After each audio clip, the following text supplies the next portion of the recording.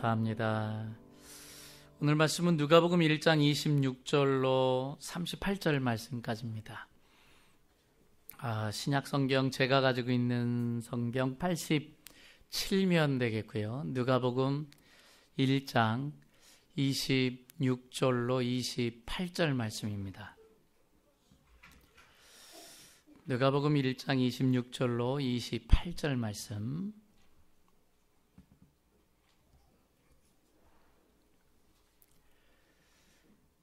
제가 가지고 있는 성경은 누가복음 1장 26절로 38절 말씀입니다.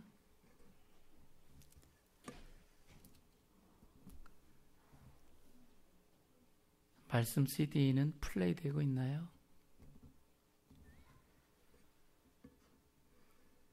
예, 87면입니다. 자, 우리 한 절 한 절 교독하도록 하겠습니다. 제가 26절입니다. 여섯째 달에 천사 가브리엘이 하나님의 보내심을 받아 갈릴리 나사렛이란 동네에 가서 약혼한 처녀에게 이르니 그 처녀의 이름은 마리아라. 그에게 들어가 이르되 은혜를 받은 자여 평안할지어다 주께서 너와 함께 하시도다 하니 처녀가 그 말을 듣고 놀라 이런 인사가 어찌함인가 생각하며 천사가 이르되 마리아여 무서워하지 말라 내가 하나님께 은혜를 입었느니라.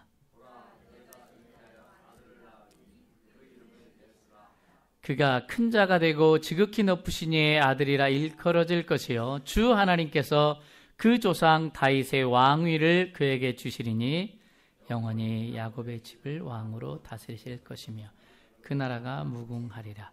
마리아가 천사에게 말하되 나는 남자를 알지 못하니 어찌 이 일이 있으리이까.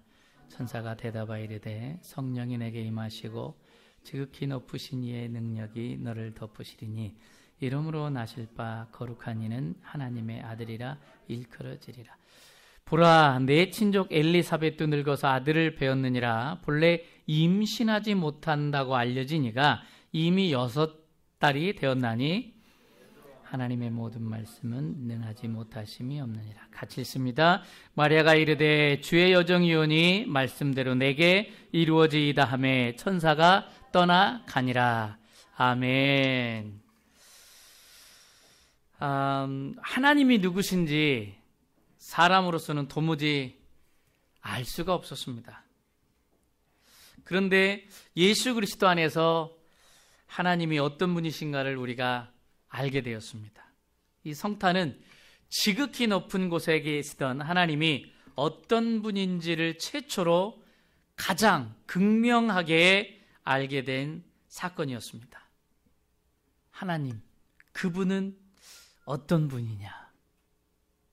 어떤 분이시냐? 그 하나님은 은혜로운 분이다 이렇게 이야기합니다. 예수님께서 이 땅에 오실 때 천사가 마리아에게 나타났습니다. 그래서 천사가 마리아에게 이런 이야기를 합니다. 은혜를 입은 자여. 은혜를 입은 자여. 이처럼 하나님께서 이 마리아에게 놀라운 은혜를 이미 베푸시기로 작정하셨다라는 거예요. 이 은혜라는 건 여러분들이 잘 아시다시피 값 없이 주는 선물 아닙니까? 그러나 이 마리아에게 임했던 하나님의 은혜가 당사자인 마리아에게는 고통이었습니다. 왜? 처녀가 아이를 낳아야 한다는 그 수치심, 더불어서 천사가 아이를 낳으면 죽임을 당해야 한다는 그때의 그 문화로서는 죽음을 각오한 고통일 수밖에 없었습니다. 그런데 마리아는 오히려 은혜다라고 지금 고백하고 있는 거예요. 자, 1장 48절 말씀에 우리가 한번 넘어가 볼까요? 오늘 본문의 1장 48절 같이 읽습니다. 그의 여종의 비천함을 돌보셨습니다. 보라 이제 후로는 만세에 나를 복이 있다 일컬으리로다. 아멘. 왜 이런 고백했을까요? 마리아는 지금 죽음을 각오한 순종을 통해서 하나님이 어떠한 분인가를 본 거예요. 하나님을 만난 거예요. 그 고통 가운데 하나님을 체험한 거예요. 그러다 보니까 그가 고백하기를 나는 복이 있는 여자다라고 얘기하는 거예요. 여호와 하나님께서 200년 전 아브라함에게 하신 약속을 그가 본 거예요. 그러니까 나는 복받은 여자다라는 거예요. 우리가 이미 말씀을 읽어도 깨닫지 못하고 교회를 수십 년 다녀도 알지 못하는데 이 어린 티네이저인 마리아가 하나님이 어떤 분인가를 그가 본 거예요. 그 고통 가운데 임신을 통해서 죽어야 되는 상황임에도 불구하고 나는 복받은 여자다라고 얘기한 게 하나님을 만났기 때문에 복받은 여자다라고 지금 고백하고 있는 거예요. 그리고 하나님은 예수님이라는 가장 아름다운 선물을 우리한테 줍니다. 오늘 하나님 앞에 우리가 예배드리 나오면서 보면은 까닭없이 아픈 경우가 있어요. 그리고 삶 속의 절망, 억울함도 여러분들 가지고 오신 분도 있을 겁니다. 주일날 아침만 되면 늦잠 자는 분들이 있어요. 딴 날은 벌떡벌떡 일어나는데 주일날만 되면 갑자기 일이 생겨요. 주일날이 되면 급한 전화가 와요. 주일날 돼서 꼭 그 주중에는 교회를 꼭 가야지 내가. 그런데 주일날 아침에만 되면 가기 싫어요. 사람 만나기도 겁이 나요. 헌금하는 게 아깝기도 해요. 또 매주 그런 건 아니지만 그냥 가슴이 천근만근 막 누가 진 누르는 것만 같아요. 이 믿음의 성숙을 향해 가는 그 여정에는 하나님의 은혜가 우리들한테는 고통과 아픔으로 임한다는 사실을 여러분들 기억하시길 바랍니다. 하나님의 은혜가 가장 영광스럽게 임했던 이 여인에게 인간으로서는 당할 수 없는 그 수치심, 고통, 그것이 은혜와 함께 임했다라는 거예요. 내가 하나님의 사역을 하는데 왜 이런 고통이 나한테 임할까? 내가 교회를 이렇게 열심히 하는데 왜 이렇게 고통이 끝나질 않을까? 내가 열심히 그렇게 신앙생활 하는데 우리 가정에 왜 이런 고통은 계속 이어질까? 내가 이렇게 열심히 주일날마다 섬기며 하나님 앞에 헌신하는데 왜 이렇게 나의 사업장에 왜 이런 어려움들은 계속 올까? 공부의 과정이 필요하고요. 사업에도 과정이 필요하고요. 인생에도 과정이 필요하고요. 신앙에도 과정이 필요합니다. 신앙생활에는요, 말씀을 듣는 단계가 있고요. 잉태하는 단계가 있다라는 거예요. 예수님을 믿기 때문에 핍박받기도 하고 고통받기도 하고 어려움을 당하기도 해요. 그런데 끝까지 이 단계를 잘 여러분들이 극복해 나가시면 여러분들에게 생명이 탄생할 줄로 저는 믿습니다. 여러분들이 어렵고 힘드세요? 지금 그 단계예요. 그 단계를 우리는 넘어가야 되는 거예요. 이 고난, 좌절, 절망, 나중에 생명이 있는데 이걸 여러분들이 바꿀 수 있겠습니까? 지금 어렵다고 해서 이걸 버릴 수 있겠습니까? 우리가 성장통을 겪을 때가 있잖아요. 좌절, 고통, 아픔의 때가 있어요. 살아서 뭐하나. 내가 이 미국까지 왔는데 내가 이게 뭔가. 사는 게 귀찮다. 밥 먹는 게 귀찮다. 그러나 그 성장통을 통해서 그때를 우리가 잘 통과하면 생명이 나타나요. 이제 열매가 맺힐 때가 와요. 그 기쁨의 때까지 여러분과 제가 끝까지 달려갔으면 좋겠습니다. 요즘에는 말이 너무 많아요. 말씀의 풍년입니다. 끊임이 없어요. 그러나 진정한 풍년은 말씀이 삶이 돼야 된다는 거예요. 말씀이 삶이 돼야 돼요. 삶이 바뀌어야 돼요. 여러분이나 저나 끝까지 말씀을 지킵시다. 하나님을 누리며 사는 과정에는요, 절망, 좌절, 아픔, 고통 수반되어 있습니다. 하나님께서 마리아를 선택했습니다. 또 하나님께서 여러분과 저를 선택해 주셨습니다. 하나님의 주권이에요.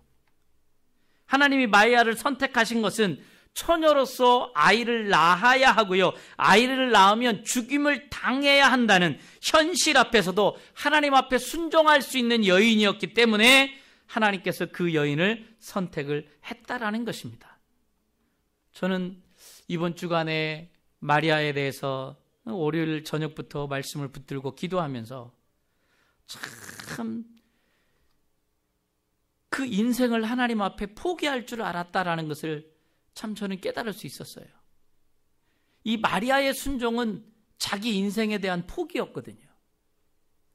하나님 앞에 나아간다라는 것, 나를 내려놓는 거예요. 하나님 앞에 진정코 삶을 산다는 것, 나를 포기한다는 거예요. 근데 나를 붙들고 있으면 안 돼요. 우리가 부부지간에도 그렇잖아요. 나를 계속 붙들고 있고 나를 양보하지 않으면 싸움은 끊이질 않아요. 남편이 나한테도 문제가 있어요. 아내가 아니요, 나한테도 문제가 있어요. 이 마리아는 나의 계획을 하나님 앞에 맡긴 거예요. 나는 죽고 하나님을 따라가기로 그는 지금 작정한 것입니다.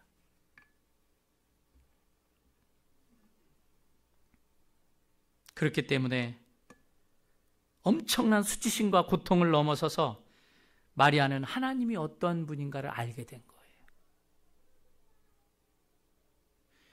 하나님을 만난 거예요. 복 중에 최고의 복은 무엇인 줄 아십니까? 하나님을 만나는 겁니다. 여러분들이 잘 먹고 잘 살고 좋은 집에서 막 이렇게가 아니라 가장 복 중에 최고의 복은 하나님을 만나는 게 최고의 복이에요. 마리아는 하나님을 더 알게 됐어요. 그래서 누가복음 1장 48절에 나는 복받은 여자라고 고백하잖아요. 나는 이후에 복이 있는 여자라고 얘기할 거라고. 왜? 그걸 본 거예요. 그걸 깨달은 거예요. 그걸 알게 된 거예요. 현실은 그런데 그렇지 않아요. 칼날 위에 선 거와 같은 그런 걷고 있는 것 같아요. 근데 그럼에도 불구하고 나를 택해 주신 게 너무 감사한 거예요. 오늘 본문 마지막 38절에 보면 자기 자신을 뭐라고 표현했습니까? 여종이라고 얘기했어요. 세상 사람들이 볼 때 비천한 여종이에요. 무시받는 여종이에요. 근데 하나님이 택해 주신 것이, 택함을 받은 것이 복이다라는 거예요. 이 마리아는 나 자신을 내려놓을 줄 알았던 여인입니다. 나를 포기할 줄 알았던 여인입니다. 마리아는 하나님을 바라보는 그 시각이 변했어요. 여러분들 혹시나 지금까지 내가 수십 년 예수를 믿어도 왜 믿음 생활이 재미없고 맨날 이런가? 여러분들 시각을 한번 오늘 바꾸는 시간이 되기를 축원합니다. 저도 바뀐 지 몇 년 안 됐습니다. 모태에서 태어났고요. 저도요, 신앙생활 했고요. FM대로 생활했고요. 그리고 말씀 믿었어요. 그런데도 시각이 바뀌지 않으니까 거기서 거기였어요. 근데 시각이 제가 바뀌기 시작했어요. 그러면서 하나님을 만난 게 얼마나 감사한지, 목사인 게 얼마나 감사한지. 여러분들 시각을 오늘 바꾸는 시간이 되기를 기도합니다. 원하시길 바랍니다. 그래야지 믿음 생활에 재미가 있고 기쁨이 있습니다. 여러분과 저는 하나님이 어떤 분인지 오늘 더 깊이 알기를 원합니다. 그 단계를 넘어서면 하나님이 보여요. 그 단계를 넘었으면 너무 재미있어요. 말씀이 꿀송이와 같아요. 지금의 고통, 좌절을 극복해 나가시면 하나님이 준비하신 선물이 있습니다. 그 단계까지 여러분과 저는 끝까지 달려가기를 원합니다. 오늘 우리가 읽는 본문이 바로 그 이야기입니다. 하나님은 천사 가브리엘을 이 땅에 보내셔서 메시아이신 예수 그리스도를 잉태할 여인을 찾도록 하셨어요. 그런데 뜻밖의 천사 가브리엘은 저 갈릴리, 또 나사렛 땅에 이름도 알려지지 않은 티네이저인 소녀 마리아에게 나타났습니다. 왜요? 하나님께서는 당시에 수많은 동정녀들 중에 왜 하필 마리아를 통해서 이 땅에 메시아를 보냈을까요? 도대체 인간 마리아는 어떤 사람입니까? 나사렛에 살고 있던 아주 평범한 여인이었습니다. 이 본문을 볼 때 마리아는 신앙이 있는 유대 여인이었어요. 이 마리아의 아버지는 나사렛의 헬리였고 어머니는 베들레헴의 안나였습니다. 마리아는 10대 소녀였을 거라고 추정이 돼요. 한 14살에서 한 17살 정도. 많은 성경학자들이 이야기를 해도 17살 이상은 넘지는 않았던 것 같아요. 지금으로 얘기하면 우리 하이스쿨 그 학생 수준이죠. 천사가 찾아왔을 때 마리아는 다윗 가문에 속한 요셉이라는 청년과 이미 종혼을 한 상태였습니다.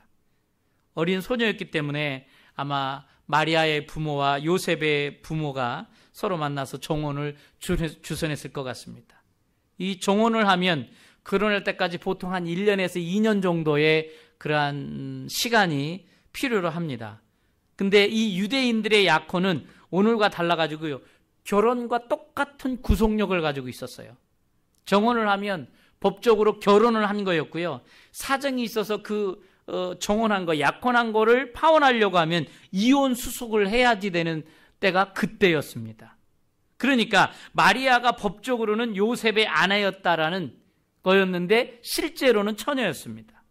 본문에는 마리아 앞에 처녀라는 말이 2번이나 계속 반복이 됩니다. 처녀인 마리아가 하나님의 아들을 잉태한다는 도구로 특별히 선택받았다는 것, 그것을 지금 강조하고 있습니다. 그러면 왜 하나님께서는 처녀의 몸을 통해서 아들을 보내셔야만 했는가라는 거예요. 이 인간의 죄를 완전히 책임지려면 사람이어야 합니다. 이 사람으로 태어나야 사람을 더 잘 알고 이해하고 인도할 수가 있는 거예요. 우리가 개미가 있으면 이 개미들을 우리가 아무리 몰고 간다고 해도 개미들이 알아듣습니까? 개미가 여러분들의 말을 언더스탠드 합니까? 못합니다. 방향만 바꿔서 갈 뿐이지. 그러나 개미를 인도하려면 개미가 되면 개미의 마음을 더 잘 알 것 같아요. 그래서 우리 인간의 몸을 입고 오셔서 인간으로 오셨다라는 겁니다. 그런데 많은 사람들은요, 죄성을 가지고 태어나기 때문에 다른 사람의 죄를 대신할 수가 없어요. 이 조건을 만족시킬 수 있는 분은 죄가 없으신 하나님의 아들밖에, 독생자 예수 그리스도밖에 없었다라는 겁니다. 그래서 하나님은 처녀인 마리아를 통해서 하나님의 아들을 낳는 그릇으로 선택하시고 성령으로 잉태케 하셨다라는 겁니다. 저는 여기서 참 귀한 것은 또한 예수님께서도 하나님의 모든 속성을 가지고 있었던 바로 하나님이시잖아요. 그죠? 성자 하나님인데 예수님께서 그 하나님의 속성을 포기했다라는 거예요. 마리아도 마리아에 대해서 포기하고 자기가 처녀임에도 불구하고 예수 그리스도를 잉태한 것과 같이 이 예수 그리스도도 자기를 포기한 거예요. 하나님의 속성을 다 포기한 거예요. 자기를 비우신 거예요. 낮고 낮아지셔서 자신을 낮추신 거예요. 여러분이나 저나요, 이 예수 그리스도에 대해서 이 주님의 뜻을 우리가 깊이 알면요, 우리는 저절로 겸손해질 수밖에 없어요.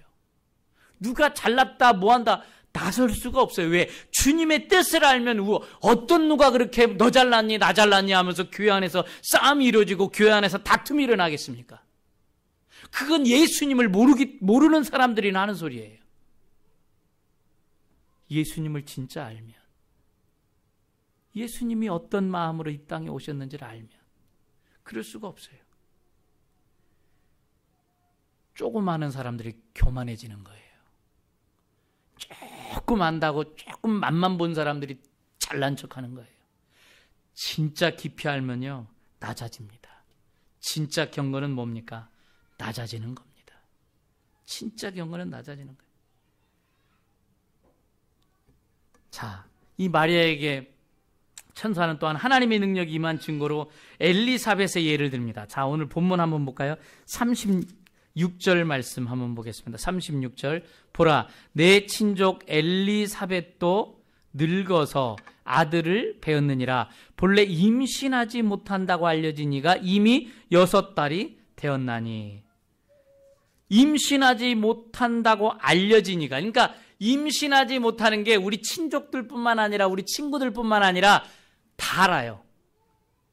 다 한다는 거예요. 이미 알려진 이가 임신하지 못한다고 알려졌어요. 왜 임신하지 못하냐? 늙었대요.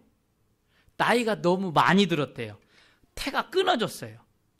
나이가 많아서 인간적으로 도저히 아이를 낳을 수 없는 엘리사벳도 이미 아이를 가졌다는 사실을 마리아한테 지금 알려주고 있어요. 깨닫게 하고 있어요. 근데 그것은 믿기 어려운 소식이었어요. 이미 끝났는데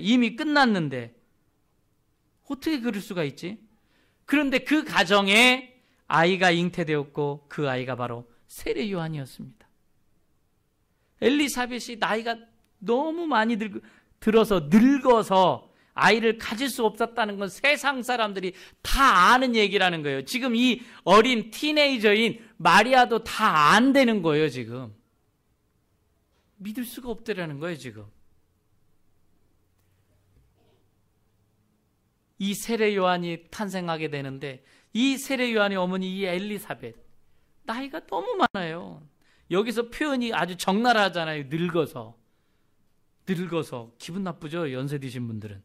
이 성경에 써 있는 대로요. 늙어가지고 안 된다는 거예요. 근데 그 아버지는 누굽니까? 남편은 누구예요? 사가랴예요. 제사장인 사가랴. 이분들도 처음에 믿지 못했어요. 자, 13절 말씀 볼까요? 오늘 본문이 있는 누가복음 1장 13절 말씀 가봅니다. 천사가 그에게 이르되 사가랴여 무서워하지 말라. 너의 간구함이 들린지라. 내 아내 알리사벳이 내게 아들을 낳아주리니 그 이름을 요한이라 하라. 그렇게 얘기를 했어요. 근데 18절에 뭐라고 얘기합니까? 사가랴가 천사에게 이르되 내가 이것을 어떻게 할리요? 내가 늙고 아내도 나이가 많으니이다. 다 아시면서 그러셔요. 그런 얘기죠. 겉으로 표현은 안 했지만 내가 늙어가지고 이미 세상 사람들 다 아는 얘기인데 지금 왜 그러셔요? 가브리엘 천사님 왜 이러셔요? 이 가브리엘 천사 그 위험 때문에 무서워했거든요. 이 가브리엘 천사가 딱 나타나기만 해도 벌벌 떨잖아요. 악한 영들도. 근데 그 가브리엘 천사가 딱 나타나서 이야기하는 거죠. 11절에 주의 사자가 그에게 나타나 향단 우편에 선지라. 사가랴가 보고 놀라며 무서워하니 천사가 그에 대해 사가랴야 무서워하지 말라 하면서 이야기를 전해줬는데 이제 그 말을 듣고는 천사요, 사자요, 안 되는 거 아시잖아요. 다 늙은 거 아시잖아요. 안 보이세요? 그 얘기죠. 우리 표현으로 얘기한다면 지금 그거예요. 세상 사람들이 다 아는 거예요. 저는 그걸 보면서 아브라함하고 사라도 똑같았잖아요. 우리가 나이가 많은데, 아이고 하나님 내가 나이가 몇인데 70여요. 그런 마음이죠. 그러니까 사라는 웃었다. 그래서 이삭이 태어났는데 웃었다. 이삭 이름이 뜻이 그거잖아요. 웃었다. 웃어가지고 너 웃었잖아. 그래서 웃었다 해서 이삭이에요. 아브라함하고 사라하고 똑같이 얘기하는 거예요. 지금 여기 사가랴도 마찬가지예요. 저희가 나이가 많아요. 지금 나이가 지금 30대입니까? 40대입니까? 50대입니까? 지금 나이가 몇인 줄 아셔요. 다 끝났어요. 저희들. 그런데 그들은 그거 가지고 항의한 게 아니거든요. 아이 없어도 좋습니다. 아이 없어도 좋아요. 우리는 그래도 하나님 섬기며 갑니다.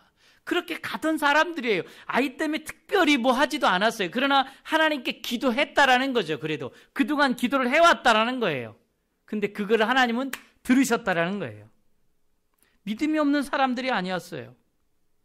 근데 현실적으로 바라보니까 내 눈앞에 펼쳐진 그 이 현실을 바라보니까 태가 끊어져서 100% 불가능한 일이었거든요. 안 되는 일이었어요. 여기서도 또한 제가 깨달은 건 뭐냐면 하나님이 쓰시는 분은 포기하게 만든다는 사실이에요. 포기하게 만든다는 사실. 이번 주 중에 어느 노인 아파트에 가서 이렇게 저희 목사 부부 합창단이 특송을 했는데 저도 가서 이제 솔로로도 특송을 했거든요. 그랬더니 저를 몰랐던 목사님들이 다시 찬양사역 하라고. 내가 찬양사역 안 하려고 몸부림친 게 얼마인데 또 그거를 해요.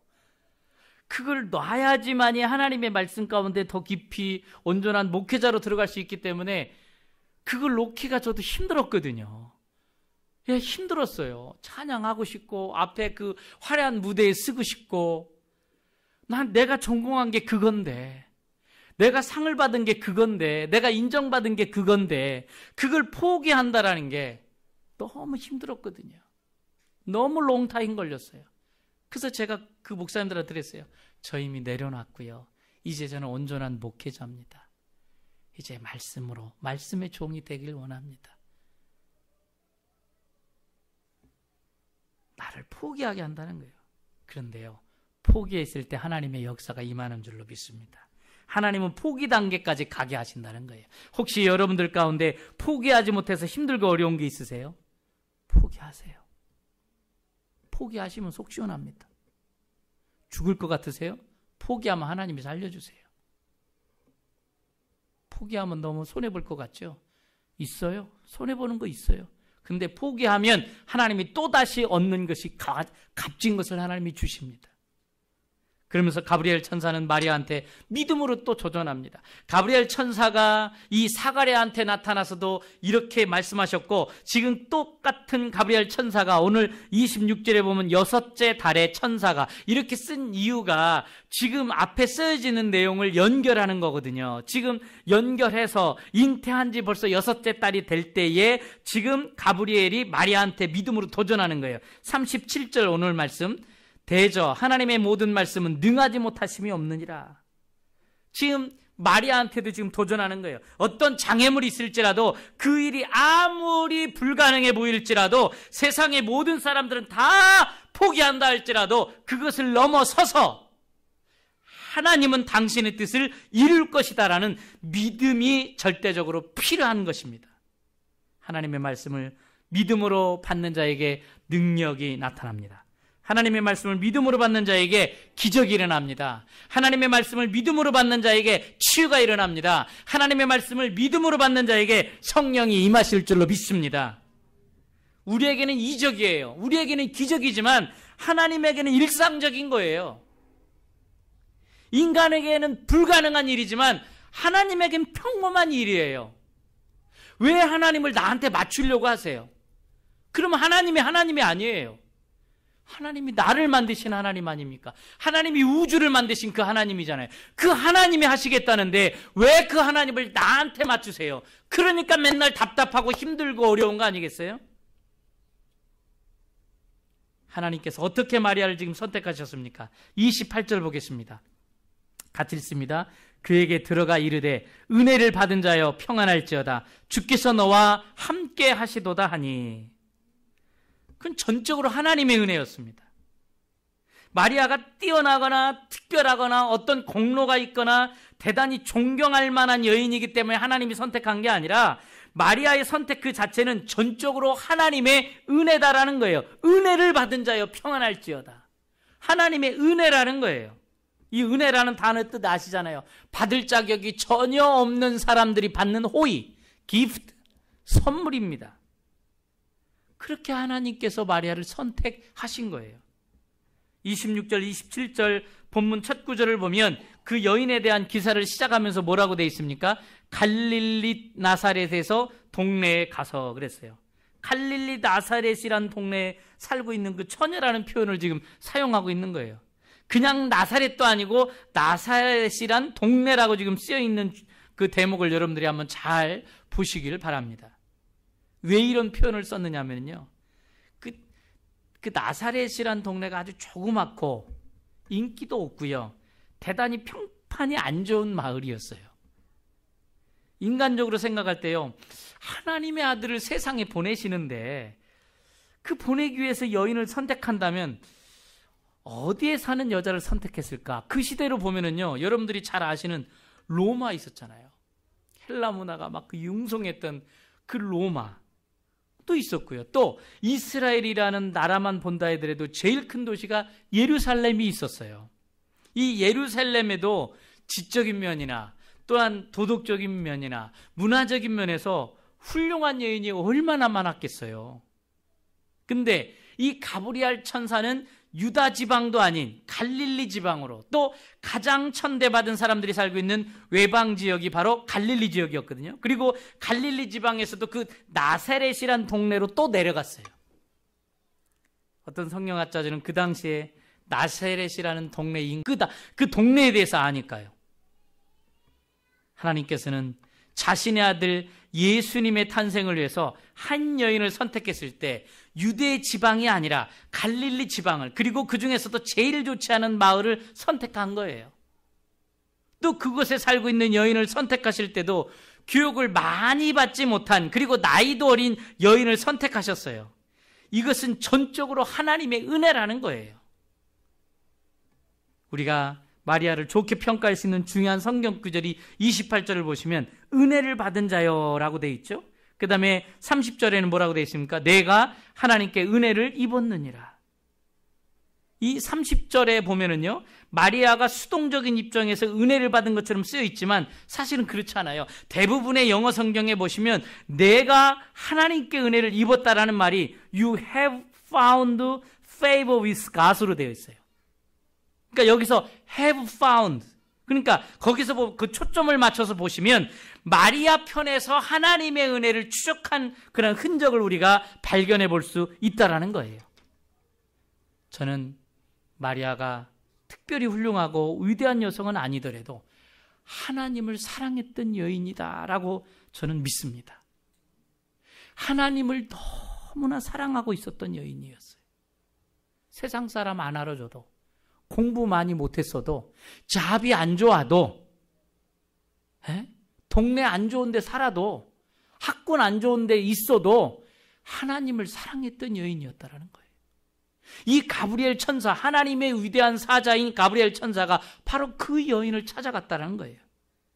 그녀는 나사렛이라는 이 더럽혀진 조그만 시골 마을에서 유난히 하나님을 사랑했던, 그리고 하늘의 소망을 두고 메시아를 기다리고 있었던 경건하고 아름다운 여인이었다라는 겁니다.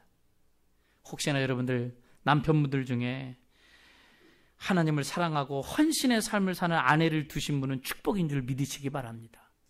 왜 그렇게 교회 자주 가? 왜 그렇게 말씀 많이 봐? 왜 그렇게 기도 많이를 하는 거요? 그러지 마시고 축복인 줄 아셔요. 그게 할렐루야 아멘 하시는 우리 몇 분만 확실히 축복인 줄 아시는 것 같으네. 예. 남편분들은요, 아내가 그렇게 하나님을 사랑하는 최고예요. 혹시 또 아내분들 중에 남편분이 하나님을 참 유난히도 그렇게 참 하나님 사랑한다, 축복인 줄 아셔요.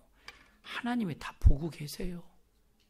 이 더럽혀진 동네에 누가 여기까지 올 거냐 생각했지만 하늘의 사자인 가브리엘이 제사장 사가랴한테 간 건 대속해. 그 정도 급이니까, 총회장급 정도 되니까 그분한테 갖다 쳐요. 근데 이 마리아한테 왔다라는 것, 하나님 보고 계시다라는 겁니다. 하나님이 여러분도 보고 저도 보는 줄로 믿습니다. 가장 축복, 하나님을 더 많이 사랑하는 게 축복. 여러분들 여기 총각 처녀들 중에도요, 장차 결혼할 사람들은 하나님을 사랑하는 사람을 만나야 돼요. 사랑하는 사람 안 만나니까 속식이고 그냥 그러는 거예요. 하나님 사랑하면 돼. 그게 첫째예요. 아멘. 결혼하신 분들만 아멘하고 결혼 안 한 분들은 아멘 안 하네. 인물도 봐야 돼요. 그러는 것 같아요. 우리 마지막 38절의 말씀에 보면 마리아가 이르되 주의 여종이오니 말씀대로 내게 이루어지이다 그래요. 내게 이루어지이다. 지금 하나님을 너무너무 사랑하는 마리아잖아요. 그러면서 그가 고백해요. 내게 이루어지이다. 이 헬라어로 게노이토, 문법적으로 보면 마음의 간절한 소망을 나타낼 때 쓰는 얘기예요. 마음에 간절한 소망이 있었어요. 하나님을 사랑하는 소망이 있었어요. 하나님을 만나고자 하는 소망이 있었어요. 찬양하는 소망이 있었어요. 게노이토, 그 소망이 이루어졌어요. 내게 이루어지이다. 하나님을 간절히 찾고 있고 날마다 하나님과 동행하고 싶어하는 그 소망이 이 어린 마리아에게 있었다라는 거예요. 하나님이 선택도 하셨지만 마리아도 정말 마음에 하나님으로 가득 채운 삶을 살고 있었다라는 겁니다. 하나님의 은혜 맞습니다. 근데 그 은혜가 왜 임했느냐? 하나님을 갈급해하는 게노이토, 하나님을 너무나 갈급해하는 간절한 소망이 이 어린 소녀에게 있었기 때문이라는 거예요. 이 게노이토라는 것은요, 믿음의 수락일 뿐 아니라 한 걸음 더 나아가서 순종이에요. 원하시면 저를 사용하실 수 있습니다. 제가 그 말씀 앞에 순종하겠습니다. 너무 어려운 거 알지만, 처녀가 임신해서 죽을 수도 있고 정말 돌에 맞아 죽을 수도 있지만 게노이토, 하나님을 소망하기 때문에 죽어도 좋습니다. 저를 사용하세요. 그런 소망이 이 마리아에게 있었다는 거예요. 우리가 이렇게 쉽게 이야기를 하지만 그 상황으로 돌아가면 마리아의 입장에서 보면 그때의 상황은 굉장히 값비싼 대가를 치를 각오를 수만하고 있었던 것 여러분들이 알 수 있을 겁니다. 마리아가 말씀에 순종해서 잉태를 하게 됨으로 인해서 받아야 되는 그 수많은 수모, 생각해 보세요. 아직 결혼이 성립되지 않은 상황에서 여자가 아이를 가졌다는 소문이 떠돌게 될 때 자신이 받아야 될 그 수모, 어려움, 왜 몰랐겠어요? 예, 왜 모르겠느냐고요. 남편에게 버림받게 되죠. 이혼당하죠. 또 사람들로부터 손가락질 당하죠. 인생 끝나죠. 또 부정한 여자로 취급받잖아요. 어디 얼굴 들고 다닐 수 있겠어요. 그러면 다행이게요. 돌에 맞아 죽어요. 지금 이 시대에도 아시잖아요. 기독교인 남자하고 사귀었다고 오빠가 그 여인을 죽였잖아요. 예? 성경 봤다고 몇 개월 전에 어느 그 나라에서 와이프도 죽이고 두 딸도 생으로 모래에 파묻었잖아요. 그런데 기적적으로 두 딸이 2주인가 3주 됐는데도 지금 살아났잖아요. 그 흙 속에 파묻혔는데도. 그게 TV로 나왔어요, 지금. 성경 봤다고 죽이고. 근데 이 시대에는 당연히 죽이는 거 뻔한 거 아닙니까? 부모도 못 막습니다. 사람들이 돌로 던지더라도. 형제지간도 못 막아줘요. 그게 법이에요. 그렇기 때문에 이 순종은 죽음까지도 각오한 순종이라는 거예요. 누가복음 2장 34절 35절 말씀 한번 볼까요? 우리 다음 장 한번 넘기시면 34절 35절 우리 같이 한번 읽어보겠습니다. 시므온이 그들에게 축복하고 그의 어머니 마리아에게 말하여 이르되 보라 이는 이스라엘 중 많은 사람을 패하거나 흥하게 하며 비방을 받는 표적이 되기 위하여 세움을 받았고 또 칼이 내 마음을 찌르듯 하리니 이는 여러 사람의 마음의 생각을 드러내려 함이니라 하더라. 이게 무슨 얘기입니까 지금? 이 무슨 얘기입니까? 칼로 찌르는 듯한 아픔과 고통을 겪으면서 살아야 했던 마리아의 삶을 지금 이야기해 주는 거예요. 잉태한 그 순간부터 수많은 사람들로부터 따가운 눈총을 의식하면서 살아야 했고요. 사랑하는 아들이 십자가에 못 박혀서 정말 피 흘리는 광경을 직접 보아야 됐던 마리아의 삶을 지금 이야기하고 있는 것입니다. 그 순종은 고난을 각오한, 죽음까지도 각오한 순종이었다라는 겁니다. 그런데 우리는 어떻습니까? 우리는 말씀에 순종하면 나에게 어떠한 결과가 돌아올 건가 먼저 생각합니다. 그래서 더 이상 깊이 들어오질 않습니다. 마리아 앞에서 우리는 부끄러워해야 될 사람들입니다.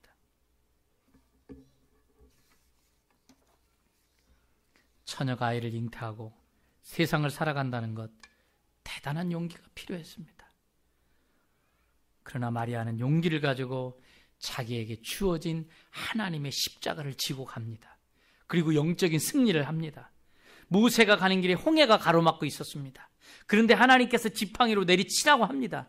지팡이로 내리쳤더니 바다가 갈라져서 좌우의 벽으로 섰어요. 이 좌우에 수십 미터 이 물벽이 생긴 거예요. 또한 그 속을 지나간다는 것도 용기가 필요했어요. 그런데 하나님은 그 속으로 지금 들어가라고 그래요. 그 속으로 들어가래요. 지금 끝이 보이지 않는 저 끝까지 그 속으로 들어가래요. 물기둥을 만들어줬는데도 그 물기둥을 우리가 보고도 겁을 내는 게 우리들이라는 거예요. 하나님이 막아주셨어요. 이래도 죽고 저래도 죽고. 죽음을 생각한 분들은 겁이 안 나는데 좀 살아야 쓰겄는데요. 그런 분들은 이 길을 못 들어가는 거죠. 여러분이야 저나 하나님이 이미 물기둥을 통해서 만들어 놓은 그 길을 우리는 걸어가고자 원합니다. 하나님이 막아주셨어요. 우리는 걸어가면 돼요. 그것 보고 겁나서 거기도 한 걸음 내딛지 못하십니까? 내딛으세요. 그러면 돼요. 믿음은 용기입니다. 성경에 있는 모든 믿음의 위인들을 보니까 용기의 사람들이었어요. 그 용기 있는 한 사람에 의해서 역사는 바뀌어가는 것입니다. 그렇다면 우리 신앙인들에게 용기가 있다고 할 때 그 용기의 출처는 어디냐? 내 자신입니까? 만약 용기의 출처가 나라고 한다면 그건 만용입니다. 용기의 출처가 내가 될 때 나는 언제나 이겨야 돼요. 나는 언제나 승리해야 돼요. 질 수 있는 용기를 가지질 못해요. 양보하는 용기 갖지 못합니다. 포기하는 용기 갖지 못해요. 그럼 성도의 용기는 어디서 나올까요? 자, 오늘 본문 35절 말씀으로 넘어가 보겠습니다. 오늘 본문 35절입니다. 같이 읽습니다. 천사가 대답하여 이르되 성령이 내게 임하시고 지극히 높으신 이의 능력이 너를 덮으시리니. 아멘. 성령이 내게 임하고 지극히 높으신 이가 너 안에. 천지를 지신 여호와 하나님이 우리의 용기에 출처라는 거예요. 왜? 그 하나님이 나와 함께 하시니까. 그 하나님이 제시하신 방법이기 때문에 우린 용기 있게 그 길을 걸어갈 수 있는 것입니다. 한 발자국 여러분들 내디디시길 바라요. 두려움도 있죠. 그러나 용기를 가지고 내디디시길 바랍니다. 하나님이 책임지십니다. 지구상에서 인간이 살 수 있는 장소로 가장 높은 곳이 있다고 하는데요. 바로 티벳에 있는 꼴라란둥이라는 지점이래요. 꼴 이름도 참 꼴랑 이렇게 나죠. 꼴라란둥이라는 지점인데 그것은 무려 해발 6,300m의 높이, 그러니까 우리 한국에 있는 한라산의 3배가 넘는 그런 높이래요. 근데 그것이 유명한 이유 중에 하나는 그곳에서 물방울이 이렇게 한 방울 한 방울 떨어지는데 그 물방울 떨어진 게 거대한 양쯔강을 이루기 때문이에요. 말하자면 양쯔강의 발원지가 바로 여기 물 한 방울씩 떨어지는 꼴라란둥이라는 곳이에요. 그래서 유명해요. 근데 수년 전에 KBS 취재팀이 그 꼴라란둥을 취재하러 갔습니다. 근데 그 도착한 날이 기온이 영하 20도예요. 너무 추워요.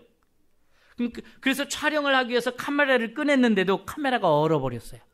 영하 20도가 넘으니까. 작동을 하지 않는 거예요. 근데 바로 그날 텐트 속에서 함께 식사를 끝마친 뒤에 잘 시간이 되자 텐트 주인인 까르마 씨라는 분이 취재팀한테 이런 말을 했다고 합니다. 당신들은 모두 여기서 주무세요. 그러더니 자기는 모포 한 장만 딸랑 들고 텐트 밖으로 나가더라는 거예요. 그래서 기자가 아니 어디서 자려고 나가느냐고 그렇게 물었답니다. 그랬더니 까르마 씨가 이렇게 대답을 했어요. 나는 내 양을 지키기 위해서 밖에서 잡니다. 그는 자기 말대로 카메라가 얼어붙은 정도의 혹한 속에서도 행여라도 맹수가 나타나서 자기 양떼들을 채워갈까 봐서 가죽모포 한 장 뒤집어 쓰고 그날 밤을 새웠습니다. 저는 그 장면을 보면서 선한 목자이신 우리 주님을 생각하면서 얼마나 눈물을 흘렸는지 모릅니다. 해발 6,300m, 영하 20도가 넘고요. 근데도 그곳을 아랑곳하지 않고 곁에서 지켜주는 목자 때문에 양떼들은 편안히 잠을 잘 수 있었던 겁니다. 사랑하는 성도 여러분, 우리와 함께 하시는 하나님이 이 까르마 씨보다 못합니까?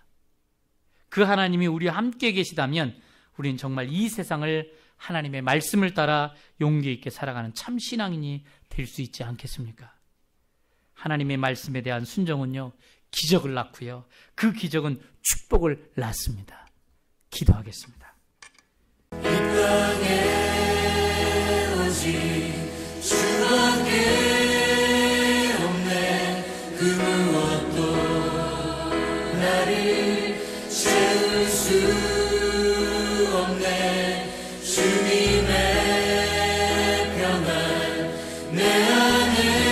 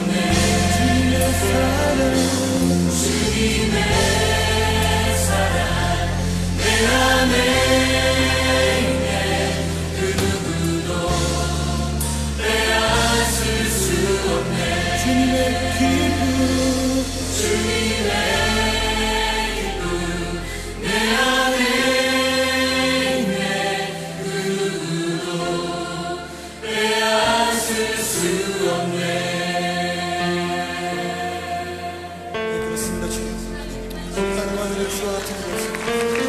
주님만이 나의 참 만족이시고 나의 기업이시고 나의 소망이시고